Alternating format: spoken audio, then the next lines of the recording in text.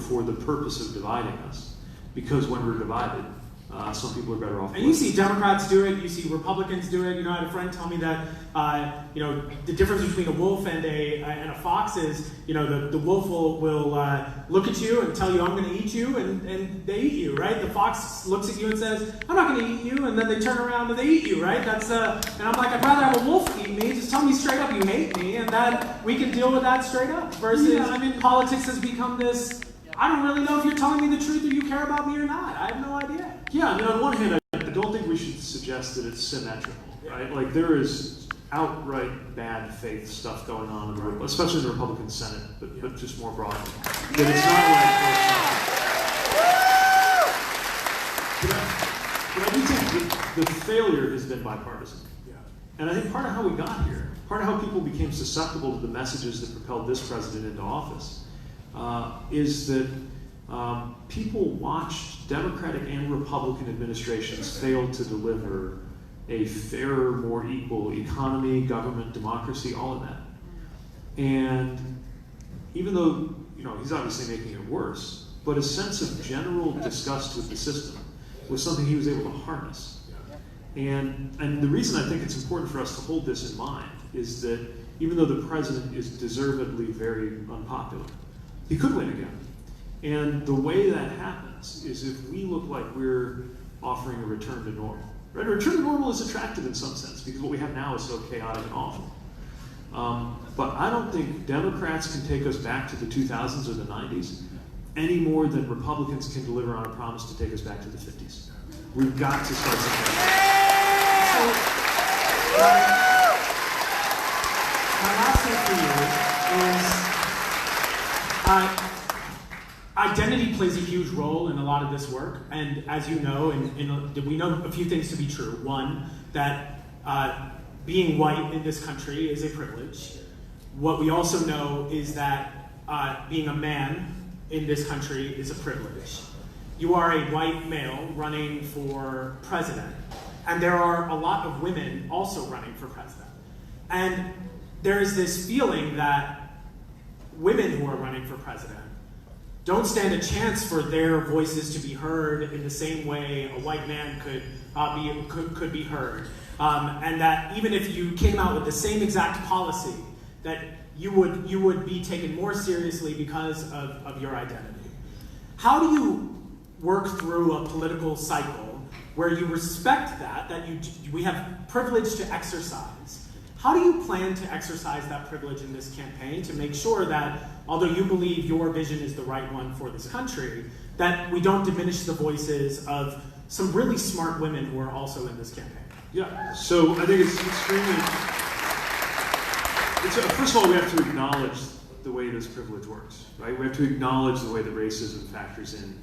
We have to acknowledge the role of sexism in politics. And I think if we get it right, we also acknowledge that there's a chance for each of us to use our identities as a source of empathy and support for others. And that actually when we cross the lines of our identities, it does that much more good. So in the same way that, my marriage would probably not exist, well, just by simple rules of the majority, if it weren't for straight people voting on courts and in legislatures for me to be able to get married, I would be able to get married, right? So the role of allyship there propelled my generation of gay people into a whole new world of possibility.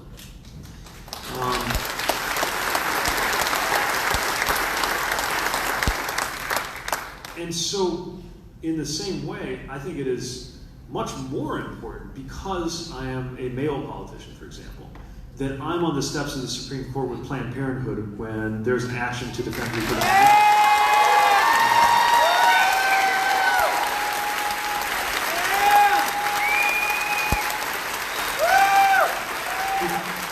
Because I'm not from the black community, right, it is twice as important that I be speaking to structural and systemic racism and explaining what solutions I'm going to have for that.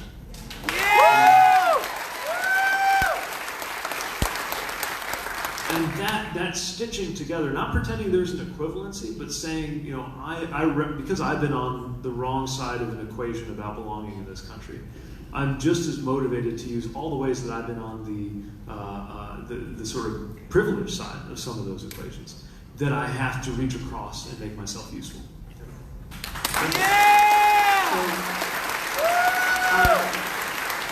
How many questions do we have time for? I just wanted to check. Is that a 3, 2, 3? Okay. Let's do 3. All right, 3? Is that what you said? Yeah, all right. I'll talk fast. All right, here we go. All right, so the first question is from Suzanne L. Suzanne asks, Suzanne L. That's great. Will you make the immigration courts independent? I think that's almost certainly the right move. I want to, but the only reason I'm not going to promise it outright is I want to review how this entire structure is set up. So first of all, having it be part of having a lot of these immigration processes be part of Homeland Security, to the extent that they are, is problematic.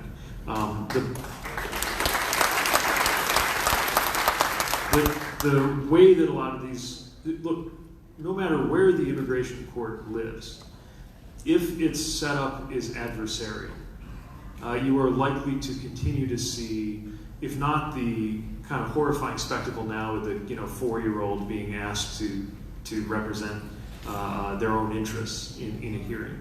At the very least, you'll see people at a disadvantage when they have either a legitimate asylum claim or when they're in the immigration process. So independent, I think I'm with you, but what I really want to look at is how can we restructure not just where it sits in the government, but how much is a courtroom setting the way in which some of these administrative procedures play out versus something that's not